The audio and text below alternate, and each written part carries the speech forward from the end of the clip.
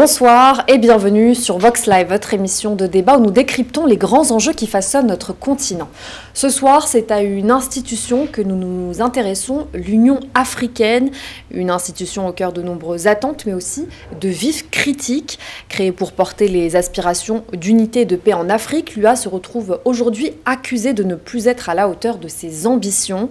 Alors que le continent est secoué par des coups d'État, des crises sécuritaires et une dépendance économique, l'Union africaine semble parfois dépassée par les événements.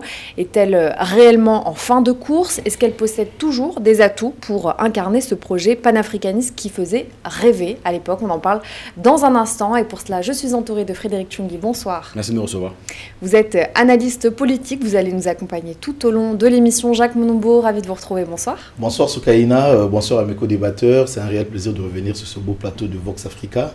Merci encore une fois de plus pour cette thématique que vous avez mise en place. Ravi de vous recevoir. On rappelle que vous êtes ingénieur géologue, analyste politique. Et enfin, le troisième panéliste ce soir, c'est Jonas Moulenda. Bonsoir. Bonsoir. Vous êtes président du Parti pour l'unité et la régénération au Gabon. Et votre vision va nous permettre d'en savoir un peu plus sur cette institution. L'Union africaine, on l'a évoqué en introduction, elle incarnait à l'origine plusieurs espoirs. Quels étaient-ils justement, Jacques Monombo? Les espoirs de l'organisation d'Union africaine à l'époque, en sigle OUA, je pense qu'au tout début, c'était carrément une vision garveyiste ou encore de William Dubois, parce qu'on se souvient très bien que les pères fondateurs, notamment, il y avait par exemple Kwame Nkrumah du Ghana, il y avait Modibo Keïta du Mali, il y avait également Sylvanus Olympio, qui avait été assassiné la même année, parce qu'on rappelle très bien que ça avait été créé en 1963.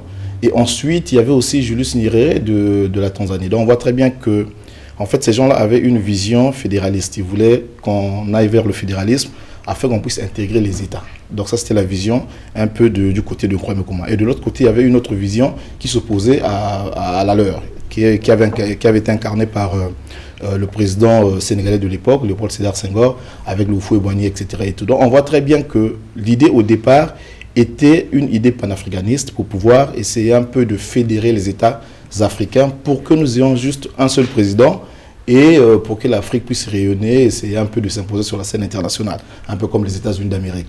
Bon, on voit très bien que depuis 1963, je pense de mon point de vue que la charpente avait été un peu biaisée de la structure en elle-même et donc du coup, c'est ce qui a entraîné un peu les coups d'État. On a vu le coup d'État par exemple en 1966, Kwame Nkrumah avait été victime du coup d'État, l'Union africaine n'avait pas réagi. Et Sylvanus Olympio aussi également, la même année, va être assassiné en 1903, tout simplement parce qu'il voulait battre monnaie. Donc on voit très bien que déjà depuis à l'époque, c'était quand même une organisation qui commençait vraiment à être un peu fragilisée. Voilà, et justement, je vous retourne la question, messieurs, je voudrais vous entendre tous les deux. Est-ce qu'aujourd'hui, cette institution, donc cette Union africaine, elle est toujours pertinente dans le contexte africain actuel? Jonas Moulenda. En tout cas, c'est une organisation inutile jusque-là. Comme le disait tout de suite notre co-débatteur, il y a un problème. Depuis 1963, on n'a pas concrétisé cette marche de l'Afrique vers le panafricanisme.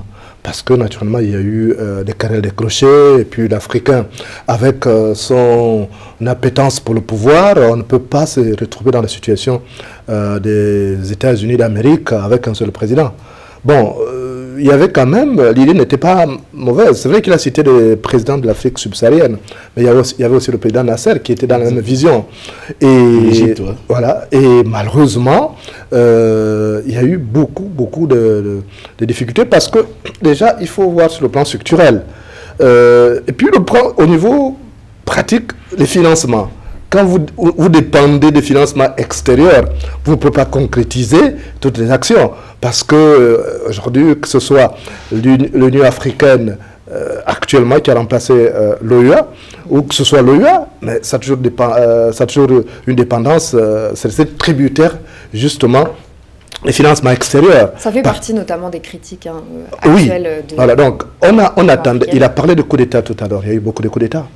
Mais dès le départ, c'était mal à manger parce que naturellement, chacun venait pour dire que c'est moi l'État le plus puissant. Or, il était question au départ que les plus forts tirent les plus faibles. C'était ça. Vous ne pouvez pas venir avec des idées d'écraser les plus faibles, alors que vous êtes dans un groupe. On l'a vu lors des grands rassemblements, des rencontres à l'international, l'Afrique ne parle pas d'une même voix. Quand ils vont rencontrer les présidents lors des sommets internationaux, par exemple, on se retrouve avec chaque président qui vient parler au nom de son pays, alors qu'il y a quand même l'Union africaine ou l'ex-OUA. On l'a vu peut-être plus récemment au sommet sino-africain en septembre dernier, c'est ce qui a notamment... Donc il y a l'égoïsme qui a été un handicap par rapport à cette vision globale d'une Afrique unie, d'une Afrique... Et on va revenir dessus au cours de l'émission. Frédéric Tchoungui, est-ce que l'Union africaine a failli à sa mission originelle? Le gros problème de l'Union africaine, c'est son manque d'ambition. Et je pense qu'au-delà de ce qui a été évoqué ici, qui a été très bien fait, l'Union africaine, dans sa structure, n'a pas réellement pris au devant les problématiques des États africains. Et on a l'impression que l'Union africaine, c'est plus une organisation de représentation qu'une organisation d'action. On voit effectivement, annuellement, il y a les sommets des chefs d'État de l'Union africaine. Mais on se rend compte que, effectivement, vous avez tout à l'heure évoqué cette cacophonie, en réalité, où les chefs d'État ne s'entendent pas entre eux. Même celui qu'on a nommé pour donner une direction à l'Union africaine, on a l'impression que finalement, l'Union africaine, comme elle manque de moyens, n'a pas la capacité de soutenir le développement politique, économique et sécuritaire, parce que c'est très important de le marteler, du continent africain. Et on a le droit de se demander si, aujourd'hui, est-ce qu'elle a réellement encore lieu d'être? Est-ce qu'il ne faut pas la réformer? Je pense qu'ici, on est à peu près tous d'accord pour se dire qu'on doit la réformer en profondeur pour avoir une nouvelle vision. Je vais faire, pour terminer, la comparaison peut-être avec l'Union européenne. Pour que cette organisation ait un sens, il faudrait qu'il y ait réellement... Bien sûr, ils ont mis en place ASECAF qui met du temps à se développer, mais il faudrait qu'il y ait plus que ça. Il faudrait qu'il y ait vraiment une discussion sur une monnaie commune, par exemple, sur le continent africain.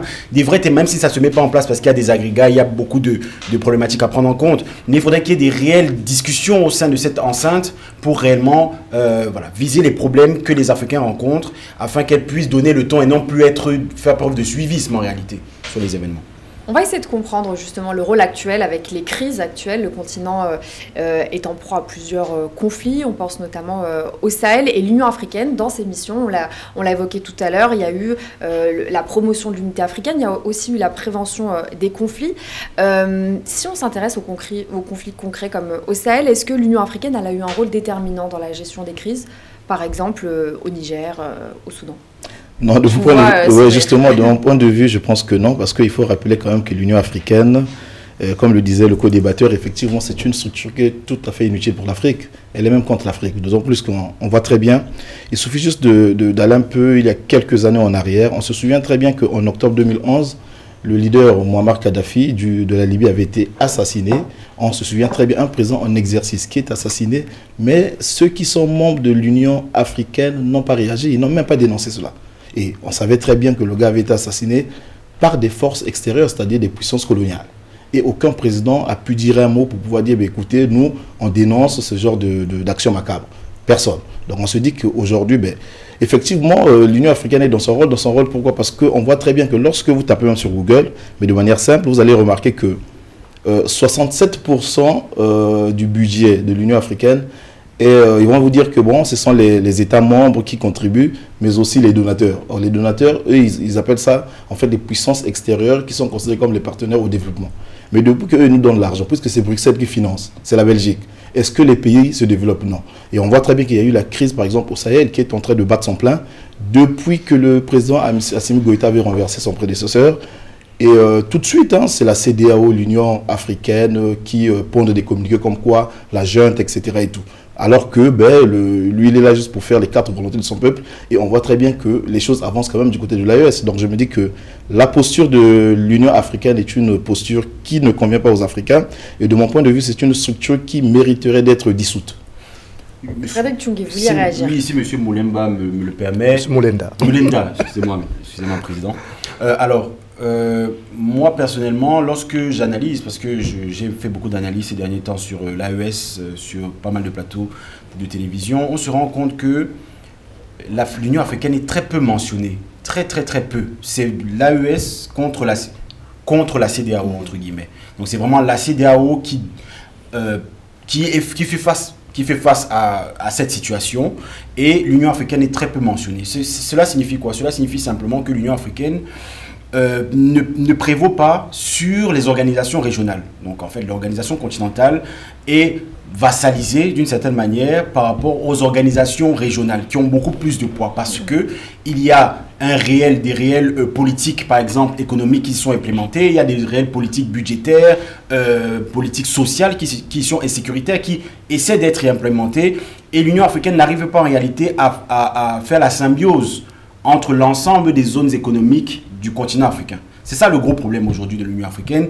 et c'est pour ça que lorsqu'on parle d'AES et lorsqu'on parle de CEDEAO ou de CEMAC, ou des conflits internes, parce que vous avez parlé tout à l'heure du Sahel, qui en réalité est une situation, il y a une situation avec les djihadistes à quasiment toutes les frontières de ces pays-là qui pose problème. Et l'Union africaine n'est jamais mentionnée, malgré qu'ils aient une force qui essaie de se mettre en place depuis plusieurs décennies, mais qui en réalité ne pallie pas aux situations. Donc on voit bien que, juste pour terminer, on voit bien que par exemple les pays de l'AES ont décidé de se détourner de la CEDEAO.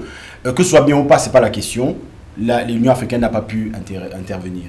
L'Union africaine, elle a quand même un principe qui est celui de la non-ingérence dans les affaires intérieures des États. Est-ce que, Jonas, je vous retourne la question, est-ce que dans une ère où justement les États africains ils vont vers une souveraineté et ils attendent finalement pas grand-chose des autres institutions, que ce soit sous-régionales ou à l'échelle continentale, est-ce que finalement on attend toujours quelque chose de l'Union africaine ? Ou est-ce qu'elle respecte son rôle de non-ingérence dans les affaires intérieures? Oui, mais quelle non-ingérence? On a vu que lorsqu'il s'est agi de l'élection de Yahya Jammeh, lorsqu'il a voulu rester au pouvoir, au Niger, oui. Yahya Jammeh,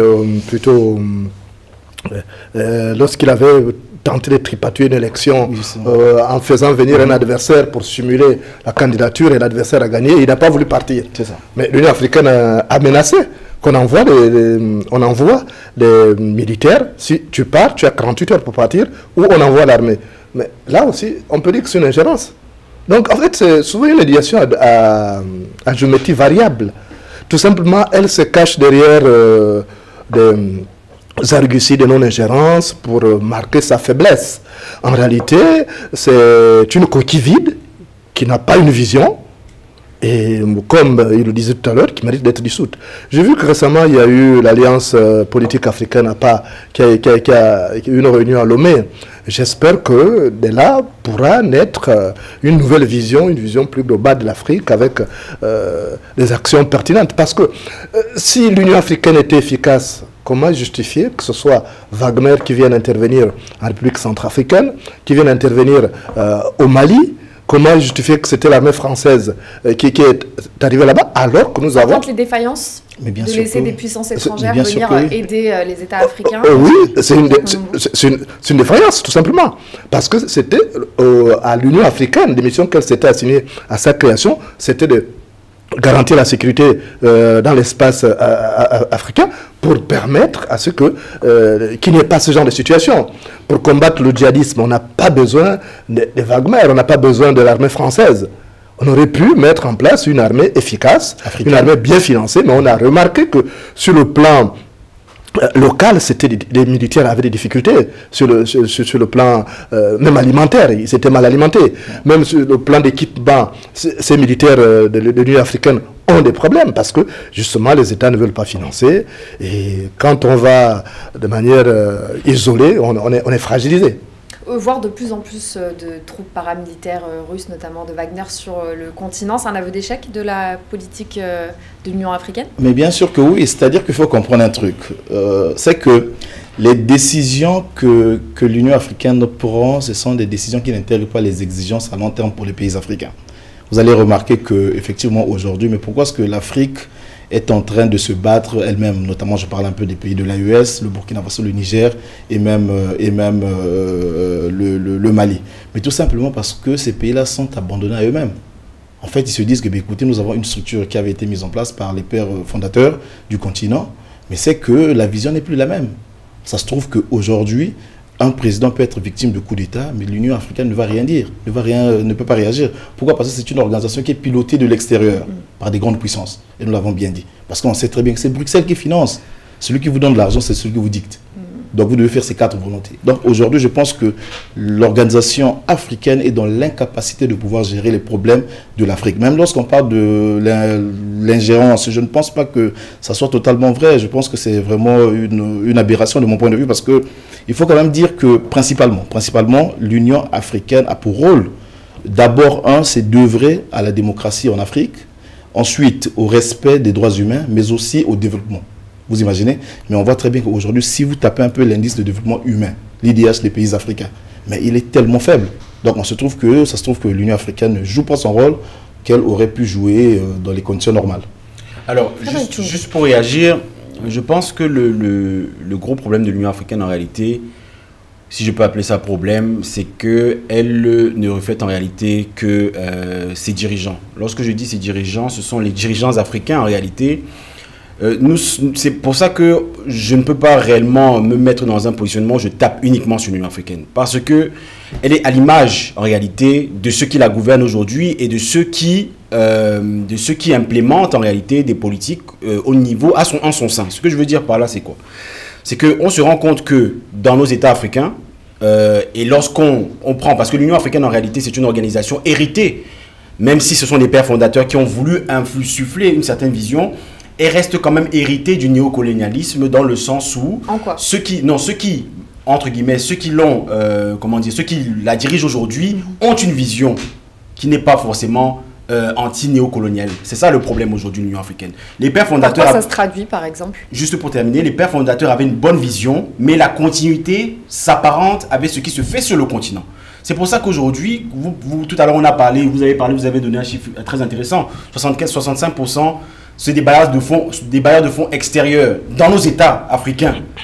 65% parfois, ou 70% des gens qui financent les campagnes de nos présidents, ce sont aussi des bailleurs de fonds parfois extérieurs qui soutiennent ces régimes-là. Donc en fait, l'Union africaine n'est que la pâle copie ou le calque des pays africains, de beaucoup de pays africains. C'est pour ça qu'il est important d'en finir. C'est pour ça que moi je la qualifie aujourd'hui d'organisation héritée du néocolonial, parce qu'en réalité, elle a les instruments des dirigeants qui la façonnent, tout simplement. Donc c'est pas dans son essence, c'est dans ses mécanismes qu'elle perpétue, on va y arriver, elle perpétue une pensée néocoloniale. C'est une vision que vous partagez, Jonas Moulenda? Je partage cette vision, naturellement. Concrètement, comment est-ce que ça se traduit? Mais ça se traduit par cette faiblesse dans l'action.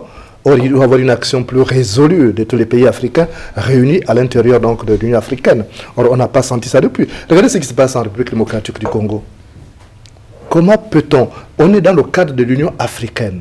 Quand on parle de cet ensemble, comme l'Union européenne, il y a quand même des pactes de non-agression, il y a un code de bonne conduite. Comment un pays membre de l'Union africaine, comme le Rwanda, va se permettre d'agresser depuis 30 ans la République démocratique du Congo, et il n'y a pas de réaction de l'Union africaine? Donc il y a un problème quand même à ce niveau. Moi je crois que l'Afrique doit pouvoir se réinventer à l'intérieur de notre bloc, un bloc plus adapté aux réalités du moment, et surtout animé par des personnes qui ont une vision futuriste. Parce qu'il faut quand même reconnaître que ceux qui sont là aujourd'hui, les dirigeants qui sont là de l'Union africaine, c'est quand même la vieille époque, hein. Nous avons des défis importants aujourd'hui, de nouveaux défis.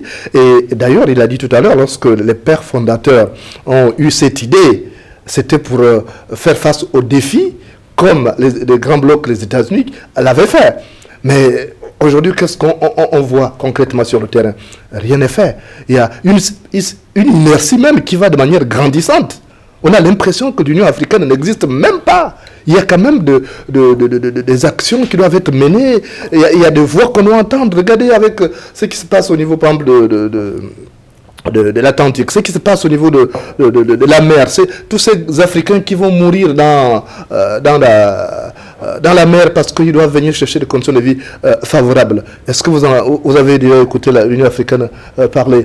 Lorsqu'on malmène des ressortissants de l'Afrique subsaharienne en Tunisie ou en Libye, ça a été le cas, on a vu. Est-ce que l'Union africaine a pris une position ferme? Non. Donc il y a une certaine hypocrisie diplomatique qui caractérise les pays africains et qui fait partie justement des facteurs handicapants pour le rayonnement de l'Union africaine. Mais par ailleurs, c'est intéressant ce que vous dites parce que justement, on a le sentiment que c'est une institution symbolique finalement, que dans ces mécanismes, il n'y a pas forcément d'application. Et de l'autre côté, vous l'évoquiez tout au long de l'émission, finalement, les États font sans cette Union africaine. Ils n'attendent plus de condamnation, ils avancent sans. Comment est-ce qu'on essaye de gérer cette ambivalence entre une institution fantôme et des États qui avancent? À quoi ça peut conduire? Non, ça peut conduire tout simplement à un sentiment de ras-le-bol de la part de ces pays-là qui agissent sans attendre, je vais dire, un certain quelconque signal de la part de l'Union africaine. Parce qu'ils ont compris vraisemblablement que l'Union africaine est là juste pour faire les intérêts des pays extérieurs, notamment par exemple l'Union européenne. Parce qu'aujourd'hui, vous allez remarquer que nous avons deux blocs. Nous avons l'Union africaine, nous avons l'Union européenne. L'Union européenne est considérée comme le partenaire de l'Union africaine. Mais en fait, on a l'impression d'avoir un pot de fer avec un pot de terre. Et si vous les mettez ensemble dans un véhicule, les deux commencent à circuler, en cas de secousse, c'est le pot de terre qui va s'effondrer. Donc on voit très bien qu'on ne peut pas faire le partenariat avec l'Union européenne et dire que, écoutez, on va traiter d'égalité à égalité, parce que nous, qu'est-ce qu'on a à leur proposer? On n'a rien, on est très faible. On n'a pas de puissance politique, on n'a pas de puissance économique, et on n'a pas de puissance même, je vais dire, du point de vue culturel. Parce que ça se trouve qu'aujourd'hui, voilà, les pays africains, ils ont décidé de se réaliser eux-mêmes. Pourquoi? Parce que... Est-ce que la création, par exemple, de l'Alliance des États du Sahel, c'est un exemple? Mais c'est un exemple, effectivement. Quand on voit des organisations mais justement, mais parce que c'est un exemple... C'est le symptôme d'un abandon d'une autre institution. Oui, parce que si on fait une comparaison, vous allez remarquer que l'AES devient une structure qui est viable pour les Africains. Et si vous prenez l'Union africaine, c'est beaucoup d'Africains qui n'en veulent même plus. Il suffit de faire les sondages. Vous pouvez faire une expérience. Vous prenez l'AES, vous prenez l'Union africaine, vous les mettez, vous dites, écoutez, essayez un peu de voter quelle est la structure qui conviendrait, par exemple, aux Africains. Mais les Africains vont vous dire que c'est l'AES. Parce que l'AES, en fait, c'est une structure qui redonne un peu la souveraineté à l'Afrique, la liberté. En fait, elle a été créée selon les attentes des Africains. Les Africains veulent vraiment... je vais dire quoi, s'affranchir. Et donc, du coup, ils se disent que, écoutez, l'AES est une structure salvatrice pour l'Afrique et non l'Union africaine. Jonas. Oui, mais moi je pense que je ne suis pas tout à fait d'accord avec lui, parce que j'estime que c'est par couardise que les Africains n'arrivent pas à prendre leurs responsabilités au sein de l'Union africaine. On n'est pas faible, on n'est pas en situation de faiblesse. Nous avons les matières, l'Afrique c'est le réservoir des matières premières qui font aujourd'hui le bonheur de l'Occident, notamment. Nous avons la main-d'œuvre. Et quand vous voyez l'Union européenne, par exemple, c'est 27 États. C'est ça. L'Union africaine, 55 États. Bon, on ne compte pas le Somaliland qui n'est reconnu par aucun État. Mais vous voyez qu'on est un bloc plus fort. Nous avons... Numériquement, en tout cas. Numériquement, et même sur le plan économique, on doit utiliser nos richesses comme force pour imposer un partenariat d'égal à égal. Or, on n'est pas arrivé. Nous n'avons pas de président qui ont ce courage-là de pouvoir dire, là nous ne sommes pas d'accord, on ne peut pas faire ça. Bon, vous savez, c'est le sous-préfet en Afrique, le sous-préfet de la France, le sous-préfet de l'Allemagne, parce que parmi les pays qui manipulent en dehors de la Belgique, vous avez la France, vous avez l'Allemagne, la Belgique, donc les trois pays qui ont leur mot à dire et qui dictent même la conduite à tenir. C'est normal, celui qui paye commande. Alors, quand je parlais de la faiblesse de l'Afrique, juste rapidement, Frédéric, avant de vous concéder la parole, en fait, je ne faisais pas allusion au sous-sol. Je sais pertinemment que l'Afrique a un sous-sol qui est très riche. On a le coton, on a le bois, on a le pétrole, on a l'or, on a le diamant, tout ce qui est voilà, justement. Mais c'est que, quels sont les projets que nous mettons en place pour pouvoir faire rayonner l'Afrique par rapport aux autres? Parce que les autres, c'est une question d'agenda. Les autres sont très clairs avec leur agenda. En fait, les Européens, ils savent très bien qu'on est pauvre. Mais écoutez, nous, on doit aller quelque part, en Afrique par exemple, on va là-bas pour chercher ce qui est bien pour notre continent, ramener ici pour défendre nos intérêts. En fait, ils sont clairs. Le problème, c'est qu'avec les Africains, on a tendance à dire tout le temps, à longueur de journée, nous avons un sous-sol qui est riche, ça j'en veux bien. Mais à un certain moment, il faut dégager un bon projet politique. Donc on a besoin des bons projets politiques pour pouvoir mettre en place, je vais dire quoi, un certain nombre de projets politiques liés par exemple à la science et la technologie, sur l'économie par exemple, qui feront à ce que l'Afrique puisse rayonner, qu'on soit fort. Or on voit très bien que nonobstant le simple fait que nous ayons des matières premières, mais l'Afrique est encore faible. Déjà si vous prenez par exemple l'Afrique centrale, le Congo-Brazzaville, dont je suis originaire, le Gabon, le Cameroun, etc. Et tout. Mais l'économie que nous avons, c'est l'économie de consommation. Donc c'est ça qui montre un peu la fragilité et la faiblesse de nos pays. On nous demande de le dire clairement. Donc quand je parle de la faiblesse, effectivement, j'essaie un peu de regarder ces aspects-là, l'aspect économique, l'aspect scientifique, technologique et tout. Vous partez par exemple au Gabon, le système sanitaire il est bloqué, tout comme au Congo-Brazzaville, et même au Cameroun. Voilà, on veut parler encore de les infrastructures, le système éducatif. Vous voyez, les enfants n'arrivent même pas à s'asseoir sur les tables de banc. Alors que nous avons le bois en grosse quantité, on est même incapable d'implémenter les bons projets pour pouvoir subvenir aux besoins même des enfants. Donc c'est de ça que je parlais un peu de la faiblesse de l'Afrique. Tout à fait. Alors moi je vais revenir sur l'Union africaine et je pense qu'on ne peut pas analyser la situation de l'Union africaine sans analyser la situation géopolitique mondiale. Parce que les deux sont liés en réalité. Nous avons, lorsqu'on regarde les différents espaces mondiaux, on se rend compte que les grands espaces mondiaux sont en conglomérat. C'est-à-dire qu'on a l'Union européenne, on a d'un côté les États-Unis qui sont comme une zone économique, bon, même si elle fait alliance avec le Canada, etc. Le Canada et le Mexique. On a de l'autre côté la Chine qui est comme un continent. Et on voit qu'il y a l'Océanie de l'autre côté. Et ils essaient entre eux, entre guillemets, d'avoir un agenda pour chacun d'entre eux. Et le problème de l'Afrique, c'est que l'Union africaine n'arrive pas à nous donner et à nous fédérer. Pourquoi? Parce que les espaces que j'ai nommés avant ont eu le temps de se constituer dans le temps et de se raffermir. C'est-à-dire que l'Union européenne, même si la France peut parler de sa voix, elle sait quand même qu'elle appartient à l'Union européenne. Et tandis que nous, le problème qu'on a, c'est qu'aujourd'hui, je viens d'évoquer le fait qu'il y ait donc cette c'est-à-dire ces grands ensembles-là.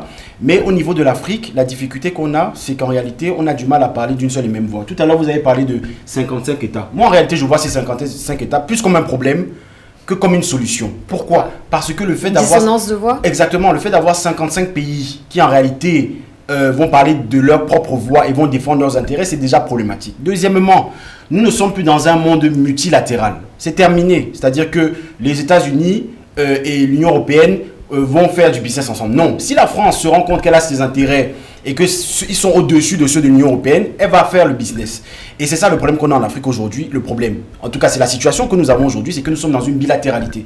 Chaque État africain va parler de sa voix. Donc même si l'Union africaine est renforcée, se renforce, elle aura du mal à donner un agenda. Pourquoi? Parce que chaque pays va regarder ses problèmes. Je vais prendre un exemple bien concret. Juste un exemple bien concret. La Chine, qui investit chez nous massivement. Moi, j'ai regardé, je me suis posé la question de savoir exactement combien d'abord, ça c'est important de remettre dans le contexte, combien le pourcentage de la dette que détient la Chine sur l'ensemble des pays africains. Elle n'est que de 5 à 10%. Donc en fait, les investissements chinois en réalité ne sont pas un problème pour nous. Mais où je veux en venir, c'est quoi? C'est que nous avons un problème, c'est que chaque État va regarder les problématiques qu'il a et va faire valoir ses ambitions et le développement de son espace, quitte à faire fi de ce que veut, de l'intérêt général africain. C'est le problème qu'on a aujourd'hui. C'est pour ça que je pense que, pour conclure, l'Union africaine est arrivée peut-être trop tard. C'est-à-dire que la configuration mondiale d'aujourd'hui aura du mal à donner de la place à une organisation régionale, continentale, si jamais elle veut implémenter des politiques économiques et sociales pour le continent africain. Il faudra qu'elle essaie d'avoir plutôt peut-être une autre approche différente de ce qu'elle propose. On va prendre une courte pause et on va revenir sur ce débat qui anime les passions sur le plateau. On revient dans un instant sur Vox Live, restez avec nous. Le débat se poursuit. Union africaine, une institution dépassée par les événements, point d'interrogation, on ne l'oublie pas. Et je voudrais revenir sur la déclaration que vous venez de faire, Frédéric. Vous parliez de plus de 55 voix, des voix dissonantes à l'international. Je voudrais rebondir sur l'Alliance des États du Sahel. Finalement, en créant des alliances, est-ce que ça ne vient pas renforcer justement cette dissonance des voix? Est-ce qu'on ne se coupe pas en fait d'une voix commune à l'échelle continentale? Je ne pense pas que ça puisse renforcer les dissonances. Je pense que c'est une question de vision politique, comme je l'ai fait remarquer tout à l'heure lors de mes premiers propos. C'est pour dire que déjà, si vous prenez l'AES, vous prenez l'Union africaine, en fait, les deux n'ont pas la même vision. De l'autre côté, là-bas, la vision, elle est souverainiste. Voilà, c'est pour que l'Afrique puisse s'affranchir. Et de l'autre côté, c'est des vassaux qui sont là, qui font les cartes volontés des puissances extérieures, c'est-à-dire les puissances qui nous ont colonisés autrefois. Alors je me dis que voilà, il y a une opposition du point de vue idéologie. Ça, c'est un. Deux, il faut aussi comprendre que l'Afrique, quels que soient les présidents que nous pouvons avoir en Afrique, mais l'Afrique a besoin de fédérer ses États. Pourquoi? Parce qu'en effet, c'est quoi? C'est qu'un seul doigt ne lave pas toujours tout le visage. On a besoin de 2, 3, sinon 10. C'est pour dire qu'aujourd'hui, l'Afrique, le monde est en train de se multipolariser. Donc, d'un côté, vous avez le G7, de l'autre côté, vous avez des BRICS+. Mais l'Afrique, si vous prenez par exemple un pays comme le Cameroun, on se souvient très bien, il y a quelques mois, le Cameroun voulait adhérer au BRICS+. Mais pourquoi est-ce qu'on avait refusé je vais dire peut-être la candidature, encore l'adhésion du Cameroun? Parce que c'était un petit pays, et face aux grands pays, par exemple, qui font partie des BRICS, ça n'a pas de sens. Le Cameroun ne fait pas le poids. Par exemple, vous prenez la Russie, c'est un État-continent. Vous prenez la Chine, c'est un État-continent, le Brésil, etc., et toute l'Afrique du Sud. Or, si par exemple, on pouvait aller se présenter devant les BRICS, en étant par exemple 5 pays de l'Afrique centrale, le Cameroun, le Gabon, le Congo-Brazzaville, le Tchad, la RC, etc., et tout, on est plus crédible. Vous voyez? Et donc ça, c'est déjà quand même quelque chose qu'on devrait souligner. Donc c'est pour dire que je crois que c'est Cheikh Anta Diop qui le disait dans l'un de ses ouvrages, que j'ai oublié le titre, où il disait, en fait, il va falloir que nous puissions procéder avec les alliances sous-régionales. Par exemple, si on peut faire, par exemple, la fédération sous-régionale, par exemple, de l'Afrique centrale, c'est déjà quelque chose. De l'Afrique de l'Est, de l'Afrique de l'Ouest, de l'Afrique du Sud et tout. Pourquoi? Parce que ça se trouve qu'en étant en bloc, ça va nous faire à ce que nous puissions être forts. Mais si chacun se singularise dans son coin, ben on sera fragilisé, on sera toujours faible. Imaginez-vous un pays comme le Congo-Brazzaville, qui est attaqué par exemple par la France ou encore par, je ne sais pas moi, par même les États-Unis. Mais comment est-ce que nous allons riposter?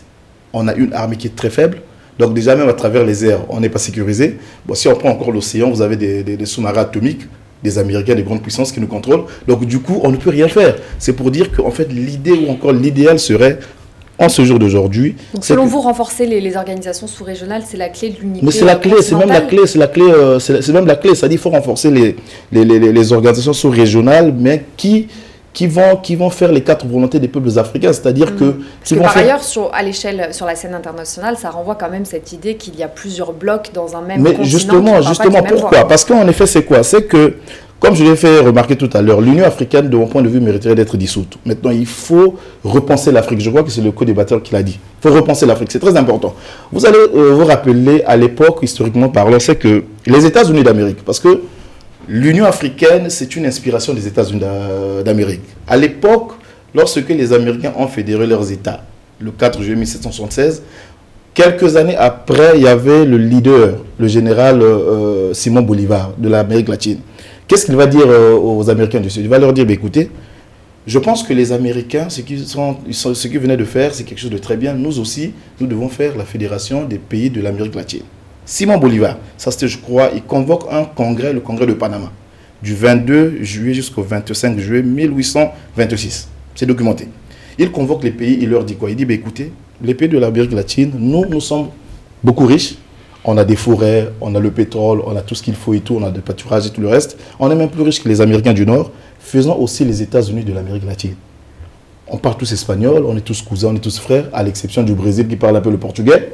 Mais si on fait les États-Unis de l'Amérique latine, vous verrez que nous, on va revenir, on va être forts. Et vous savez que le projet avait été infiltré par les Américains et les Anglais. Ils ont envoyé leurs émissaires et tout. Et donc, ça avait échoué. Et lorsque ça a échoué, mais pourquoi? Parce qu'il y avait une question aussi d'ego. Des pays qui ne voulaient pas déléguer leur souveraineté et tout, tels que, je crois, le Venezuela et même la Colombie. Et donc, du coup, mais aujourd'hui... Qu'en est-il alors mais les pays de l'Amérique latine piétinent comme les pays du tiers-monde. On se souvient très bien le Venezuela, Hugo Chavez. On a vu comment il a été délogé du pouvoir. Donc, c'est pour dire que les sous-ensembles, vraiment, qui répondent vraiment aux aspirations des Africains, sont vraiment les bienvenus. Je voudrais vous entendre également sur ces blocs régionaux qui pourraient ou non renforcer l'unité nationale. Jonas Molenda. On n'a pas besoin de tous ces blocs, on a besoin d'un grand bloc. Quand vous regardez les États-Unis, il n'y a pas 1001 blocs. C'est un grand bloc parce que, madame, il y a un problème, c'est d'abord une question de volonté politique. Il a parlé tout de suite des pays comme le Venezuela et les autres pays, mais là-bas, ils ont les mêmes problèmes que chez nous. Je ne sais pas, parce qu'il y a des descendants africains. Non, mais en tout cas, on a un problème en Afrique. Il faut qu'on ait un agenda, ce n'est pas des agendas. Or, en Afrique, chaque pays a son agenda. Vous ne pouvez pas vous en sortir. Et si vous avez un agenda commun, d'abord, le panafricanisme, et puis tous les ingrédients qui vont concourir à une Afrique forte, vous les réunissez. Parce que quand on prenait même le siège de l'Union africaine à Addis Abeba, mais ça a été développé par les Chinois. Mais les Chinois qui pirataient même les données de l'Union africaine, notamment. Donc vous ne pouvez pas dire que vous serez fort alors que vous êtes dépendant de l'extérieur. Ce n'est pas possible. Maintenant, il a parlé tout de suite des pays de l'AES. La vision souverainiste, moi je l'apprécie. Mais sauf que je me méfie un peu parce que l'Africain est toujours séduit par le mythe de la nouveauté. Et puis qu'est-ce qui va arriver après?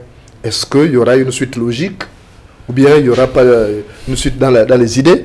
Là, je me pose bien la question. Mais en ce qui concerne l'Union africaine, moi je suis d'accord, je dis encore, il faut qu'on arrive à dissoudre l'Union africaine, il faut créer quelque chose de plus viable, de plus adapté aux réalités du continent aujourd'hui, mais avec des présidents qui ont une autre vision. Moi je me méfie, parce que ceux qui sont là, vous voyez, il y a un mélange de nouveaux cadres, d'anciens, et il y a un antagonisme. Et même quand on se retrouve dans les réunions de l'Union africaine, mais les gens n'ont pas l'occasion de poser tous les problèmes parce qu'on dit chaque président a 5 minutes. Mais en 5 minutes, vous allez débattre de quoi? C'est ça. Tout ça, ça a à revoir.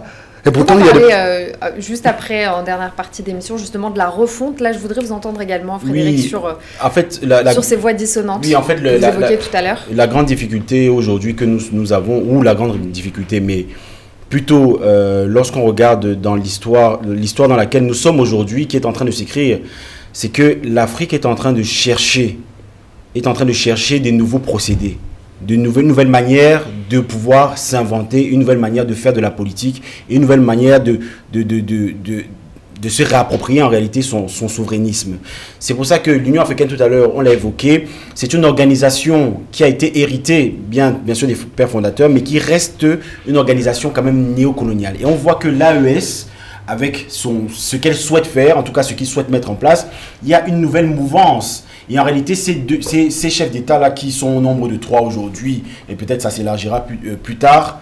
Avec le Togo, lorsqu'on regarde en profondeur, on voit qu'ils concentrent les aspirations d'une jeunesse africaine. Ce qui veut dire quoi? Ce qui veut dire que leur action n'est pas seulement une action de coup d'État, de renversement, mais il y a une essence beaucoup plus profonde qui donne la direction, en réalité, de leurs actions. Donc, en fait, on est dans cette ambivalence et dans ce parallélisme-là. Et s'ils peuvent avoir une vocation fédératrice à l'échelle continentale? C'est possible. C'est possible. Pourquoi? Parce que nous n'avons pas aujourd'hui de modèle africain qui est prédominant. Nous avons les organisations héritées du néocolonialisme, qui sont la CEDEAO, il faut le dire, la CEMAC, et l'Union africaine et d'autres, la SADC, etc. Et l'AES peut être... en tout cas peut se targuer d'être, en tout cas peut avoir l'ambition d'être l'organisation qui pourra insuffler sur le continent africain une nouvelle direction. Moi, je ne suis pas fermé sur l'idée en tout cas. Moi, je mets des réserves encore, parce que je ne souhaite pas que l'AES devienne l'antre des dictateurs qui veulent se régénérer. Parce qu'il y a des gens qui vont vouloir entrer parce qu'ils se sentent plus en heureux de sainteté, soit avec l'ancienne puissance coloniale. Je vois le cas du Togo où on attend l'alternance depuis des années. C'est la même famille qui est là. Et puis, je peux prendre même le cas de mon pays, le Gabon. Lorsque M. Lingemann se sentira plus en heureux de sainteté avec la France, il va dire je bascule dans l'AES pour avoir un nouveau soutien. C'est ce qu'il faut craindre. Il faut que l'AES fixe des conditions rigoureuses d'accès. C'est comme quand on dit vous voulez rentrer dans le Commonwealth, on dit bon écoutez, la valeur, la démocratie, état de droit, bonne gouvernance et tout. Or là, je ne sais pas quels sont, j'ai pas encore vu les statuts fondateurs de l'AES, quelles sont les valeurs qui sont exigées là-bas pour entrer, parce que moi, quand j'ai entendu que le Togo veut intégrer l'AES, j'ai mis des réserves, madame, parce que ce pays mérite mieux que ça, et puis je vois quelqu'un qui va chaque fois faire des acrobaties politiques, après on n'est plus président de la République, on est président, bon, moi j'ai bien peur que ce soit l'antre des dictateurs à terre. Alors moi je pense, effectivement, je peux comprendre vos interrogations, je pense qu'elles sont légitimes. N'oublions pas de faire le parallèle avec l'Union africaine, bien entendu, parce qu'on parle toujours de cette vision panafricaine qu'on veut en fait de notre continent. Il faut toujours remettre le contexte historique au premier plan lorsqu'on fait une analyse. Et ce qui se passe, c'est quoi? C'est que l'Afrique a des États très jeunes. Ce qui veut dire quoi? Ce qui veut dire que nous allons avoir des galons d'essai. L'AES ne sera peut-être pas, in fine, ce qu'il nous faut, mais l'AES, ce qu'il faut lui reconnaître, Moi, je ne suis pas pro, je ne suis pas anti. Mais ce qu'il faut lui reconnaître, c'est le fait de vouloir nous donner une nouvelle vision. Pourquoi? Parce qu'on est obligé de passer par ces étapes-là. On a besoin de casser, en réalité, les anciens préceptes qui nous limitent. Maintenant, effectivement, si jamais on a un chef d'État qui est dans une démarche, je veux rejoindre l'AES pour pouvoir consolider mon pouvoir, je pense que ça va sans doute arriver. Il y aura sans doute. Est-ce que n'importe quel État peut rentrer? Non, il n'y a pas de Sahel. Il y aura sans doute. C'est pas tous les États qui sont du Sahel. Le nom va changer. Si vous me permettez, effectivement, ce que est en train de dire mon co-débatteur, ce qu'il dit n'est pas négligeable. D'autant plus que l'AES ne doit pas être ouvert aux 4 vents.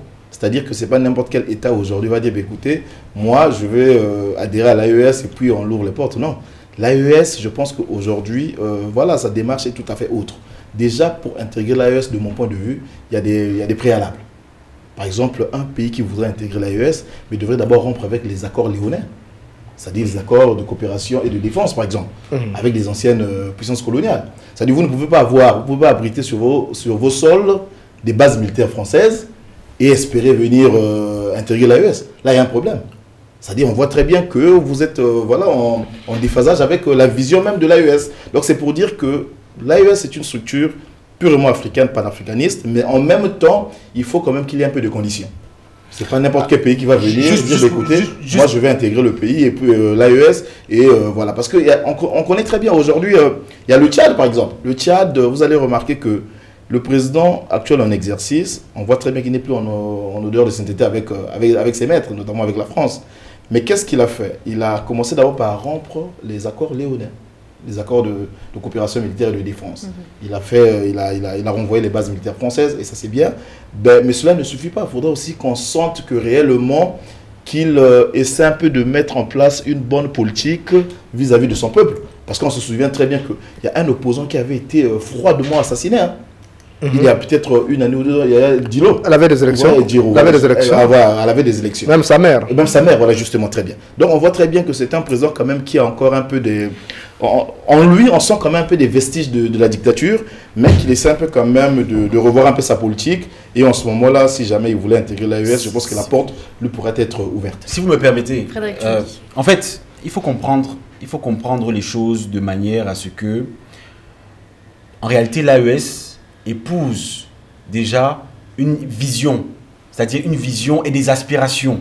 Lorsqu'on analyse les choses et qu'on se pose par exemple sur les réseaux sociaux et qu'on regarde un peu, parce que les réseaux sociaux sont un petit peu le reflet de ce qui se passe dans la société, on voit que la jeunesse du monde d'Afrique plébiscite l'AES. Ce qui veut dire quoi? Ce qui veut dire que peu importe les préceptes de l'AES, quand je dis les préceptes, c'est-à-dire la vision in fine, l'AES a déclenché quelque chose. Ce que je veux dire par là, c'est quoi? C'est que l'AES, sans doute, passera. Pourquoi? Parce que je pense que la manière dont elle a été construite et la vision qu'elle porte en elle, non, plutôt l'organisation par laquelle elle a été construite, je me répète, est peut-être fragile. Pourquoi? Parce qu'elle a été issue de coups d'État. Maintenant, la vision qu'elle a réveillée au sein de la jeunesse, les aspirations qu'elle concentre, je pense qu'ils vont continuer à se diffuser, peut-être pas avec le sigle AES, mais peut-être d'une autre manière. Et les choses vont changer, parce que tout à l'heure, vous avez parlé du fait que vous soyez un peu inquiet par rapport aux chefs d'État qui veulent rejoindre l'AES. Moi, je pense qu'effectivement, ça peut arriver. Mais ce n'est pas ça, en réalité, qui devrait nous animer, qui devrait vraiment nous orienter. C'est surtout... C'est une préoccupation légitime. C'est surtout le vent de changement que l'AES est en train d'insuffler et le fait que les Africains aujourd'hui sont en train de vouloir casser les codes et on se rend compte je pense que c'est inéluctable que ça se passera et l'AES n'est juste qu'un fusible en réalité. On l'entend. Si vous le voulez bien, on va poursuivre le débat et on parlait un peu plus tôt de dépendance financière et d'ingérence extérieure. On le comprend dans le discours qu'on a évoqué sur le plateau. Comme pour certains autres observateurs, cette aide extérieure à plus de 60%, 70% en 2022, du budget de l'UA qui venait des contributions extérieures, il est considéré comme une tutelle déguisée des grandes puissances. Comment le comprendre? C'est une tutelle parce que, comme je l'ai dit... Est-ce que vous êtes d'accord avec cette idée? Oui, je suis d'accord, parce que celui qui paye commande. C'est ça. Donc, on donne au président des pays membres de l'Union africaine des instructions par rapport à une action résolue. Je vais vous parler de l'exemple de la RDC. Ces contributions, oui, les contributions. Aurait les moyens de sa politique. L'Afrique a les moyens de sa politique. Tout simplement, c'est une question de volonté politique. On a des pays très riches et des pays qui ne veulent pas seulement contribuer. Regardez, vous avez entendu parler de... Je prends l'exemple du passé. Air Afrique. Air Afrique est morte comme à cette compagnie. Parce qu'il y a beaucoup de sociétés qui n'arrivent plus à contribuer, qui ne versaient plus leur quote-part. Donc, c'est la même situation au niveau de l'Union africaine.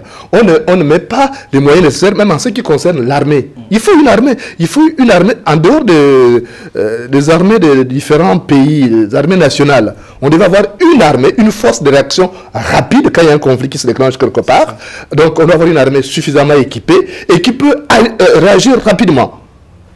Le cas du Congo, par exemple, comment des voyous, des bandits qui ont sémé la terreur au niveau du Rwanda se retrouvent là-bas à s'aimer encore la terreur et puis aucune action. On attend que ce soit la réaction de l'ONU. Mais madame, les soldats de l'ONU, les casques bleus, vous savez, il y a une certaine apathie quand même. Hein? Et puis parfois les casques bleus ferment les yeux. Ils disent, bon écoutez, nous ne sommes pas chez nous, on fait ce qu'on peut. Mais des Africains, il n'y a que des Africains pour régler leurs problèmes, comme on dit chez nous en Afrique. Seul ton doigt, c'est où te gratter. On ne peut pas chaque fois recourir à des forces extérieures qui ne connaissent pas la réalité du terrain, qui n'ont pas la même compréhension des choses.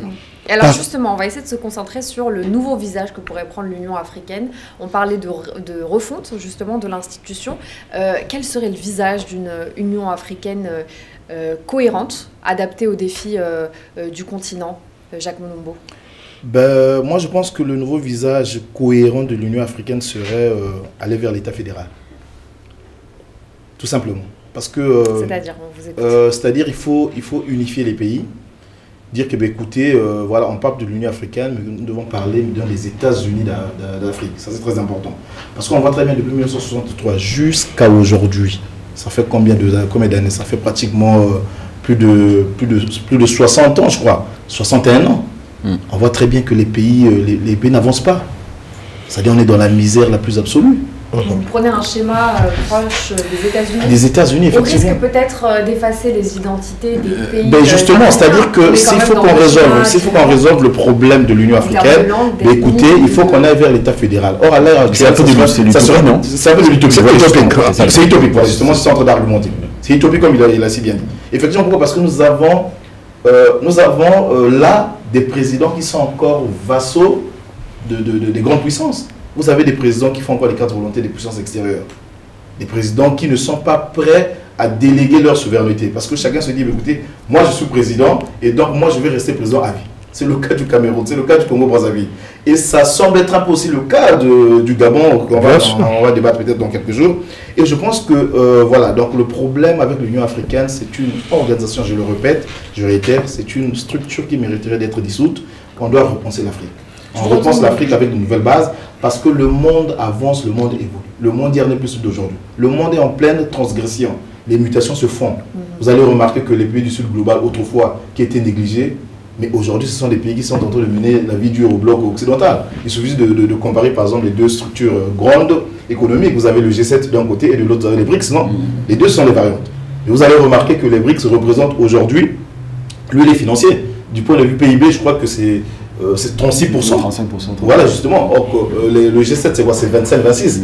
Et même du point de vue démographique, je pense que les BRICS ont une démographie plus importante que par rapport au G7. Donc, c'est pour dire que le monde change, mais l'Afrique aussi doit changer.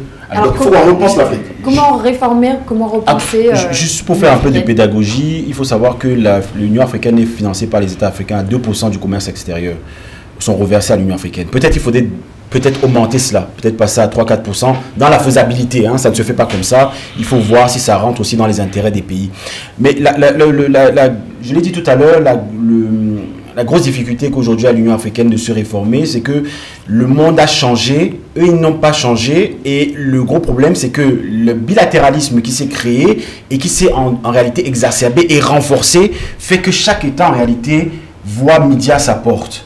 Et pour pouvoir créer une Union africaine, vous avez parlé de fédéralisme, effectivement, ça aurait été l'une des solutions. Mais le gros problème, c'est que nous sommes dans un jeu où les chefs d'État ne voudront jamais laisser passer... Céder leur place. Voilà. En tout cas, avoir une institution au-dessus d'eux qui dirige pour eux aujourd'hui. On n'est pas dans cette logique, comme par exemple aujourd'hui, c'est Ursula von der Leyen qui est capable de passer des contrats avec des États, même si les États, même avec des régions du monde autres qu'en Europe, même si les États européens ne sont pas d'accord. Parce qu'elle pense que c'est l'intérêt des Européens. Donc en fait, on a cette difficulté. Et j'ai parlé tout à l'heure, peut-être, je vais aller peut-être plus loin encore dans la réflexion, peut-être qu'il faudrait revoir les accords de 1895 de Berlin et revoir les frontières. Peut-être qu'il faudrait dissoudre les frontières. C'est de l'utopie. 1884. C'est 84, merci. 84. Peut-être c'est de l'utopie. Mais peut-être qu'il faudrait revoir intrinsèquement les fondements du continent africain, l'héritage que nous avons eu des alliances néocoloniales, essayer de briser ça pour peut-être repartir sur totalement autre chose, parce qu'on va se voir, vous allez voir au fur et à mesure, et on y est déjà, chaque État va regarder ses intérêts, et malheureusement l'Union africaine aura du mal à exister. Jonas Mulenda, même question, comment réformer l'Union africaine? Pour réformer l'Union africaine, il faut d'abord une nouvelle génération de gouvernants, qui est notre vision. Deuxièmement, il faut que les gens, surtout les Africains, parce qu'on connaît leur appétence pour le pouvoir. C'est ce que disait Frédéric, réussir à faire passer l'intérêt continental voilà, au avant détriment de nos intérêts personnels. Parce que, madame, on est plus fort quand on est ensemble. Je vous prends rapidement une petite anecdote. Il y avait un vieil homme qui voyait ses enfants qui passaient le temps à se battre, ces trois gosses qui ne s'entendaient pas. Et puis, il a dit un jour, moi, si je ne suis plus là, vous n'allez pas vous en sortir. Vous êtes forts quand vous êtes unis. Et il a pris un bâton, il a donné à chacun, il a dit, allez casser. Donc, chacun a cassé son bâton. Après, il a dit, bon, prenez tous les bâtons que vous avez cassés, mélangez ça. Et il a demandé à chaque enfant de casser. Il n'arrivait pas à casser parce que c'était maintenant un bloc. OK? Donc, l'Afrique ne sera forte que dans la mesure où les gens arrivent à taire leur ego, parce que, évidemment, personne ne va accepter de perdre sa souveraineté. Je connais l'Africain avec le pouvoir. Il faut qu'il y ait ça. Et il faut qu'il y ait aussi une indépendance monétaire. Ça, c'est très important. Ça, c'est très important. On en parle souvent, on rigole. Il y a des gens qui pensent que, par exemple, le CFA ne répond plus à nos besoins. Absolument. Il faut qu'on nous laisse notre liberté. C'est pas ce que le président Macron a proposé, l'écho, ça ne change rien. C'est la même version, c'est juste, c'est un serpent qui mue, hein, mais qui ne perd pas son venin. Donc, il faut qu'il y ait une prise en compte de ces aspirations populaires aussi, la souveraineté de chaque État, d'accord. Je sais que ça ne va pas être facile d'amener les gens à taire leurs égos pour dire, bon, non, mais en ce qui concerne l'intérêt, si on privilégie l'intérêt de l'Afrique, les gens pourront comprendre que notre survie dépend de notre capacité à nous unir. Ce n'est pas en allant en ordre dispersé. Parce que même les États-Unis s'inquiètent de voir la Chine, de voir même les anciens ennemis d'hier, l'Iran, se réunir aujourd'hui. Parce qu'ils savent que ça devient un danger. Donc il faut que nous aussi, pour surnager dans un nouvel environnement, où il y a beaucoup de défis à relever, il va falloir que l'Afrique puisse s'unir. Mais ça, je crains que ce ne soit pas possible avec les dirigeants actuels, parce que c'est la vieille génération. Et comme on le dit, comme dit un proverbe arabe, on ne fait pas ses ablutions avec de l'eau sale. On va finir cette émission sur cette citation et sur cette image qui va permettre, je le pense, aux téléspectateurs de comprendre un petit peu tout l'enjeu de ce sujet. Une institution dépassée par les événements, l'Union africaine, point d'interrogation. On a évoqué plusieurs pistes de réflexion, revoir la question du financement, respecter les aspirations populaires tout en préservant les souverainetés étatiques. On vous laisse évidemment réagir en commentaire, nous donner vos avis. Merci, messieurs, d'avoir été parmi nous sur le plateau. On revient très vite pour un prochain numéro de Vox Live.